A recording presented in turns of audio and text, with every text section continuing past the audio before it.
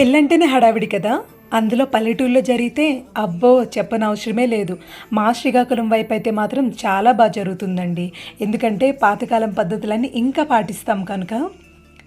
ఇప్పుడైతే ఇక్కడ జరుగుతున్నది పుట్టమను తెచ్చే తంతు అంటారు. దీనికి వచ్చేటప్పుడైతే ఒక పేరంటం తన తలపైన కొంగు వేసుకొని పూజకు కావాల్సిన సామాన్లన్నీ ఒక ప్లేట్‌లో పెట్టుకొని, ఆ ప్లేట్‌ని తల మీదైతే పెట్టుకుంటారు. దానికి ఒక గొడుగు వేసి, క్లాత్ పట్టుకొని, సన్నాయి మేళంతో మరీ వస్తారు. మాకు దగ్గరలో ఉన్న పుట్ట గాని, లేదంటే పొలం దగ్గరికి గాని వెళ్ళి, అలా ఫస్ట్ భూదేవికైతే పూజ చేస్తాము. ముగ్గు వేస్తాము. దండం పెట్టుకొని, అప్పుడు మట్టినైతే తవ్వి, ఆ మట్టిని తీసుకెళ్ళి పెళ్ళికొడుకు ఇంట్లో అయితే పీటగా వేస్తామనమాట. ఆ పీట మీదే పెళ్ళికొడుకి, పెళ్ళికూతురికి జరగాల్సిన తంతులన్నీ జరుగుతాయి. కాలిగోల సంబరం గానీ, స్నానం గానీ అన్నీ అక్కడే జరుగుతాయి.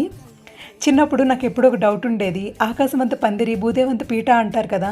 ఇలా మను తీసుకొచ్చి పీట వేయడమే భూదేవంత పీట అంటారా అని చెప్పి ఇప్పటికి కూడా నాకు క్లారిటీ లేదు. మీకెవరికైనా తెలిస్తే మాత్రం తప్పకుండా చెప్పండి. చిన్నప్పుడు అందరితో పరిగెట్టెళ్ళి చూసేదాన్ని. ఇప్పుడు నేనే ఇలా తలపైతైతే మోసుకొనొస్తున్నాను ఒక పేరంటంలాగా. చాలా బాగా అనిపిచ్చింది. తెచ్చిన మన్నుతో అయితే ఇలా పీట అయితే అలికాం. దీన్నైతే మేము పెళ్లి పీను అంటాము. మీ సైడ్ ఏమంటారో తప్పనిసరిగా కమెంట్ చేయండి.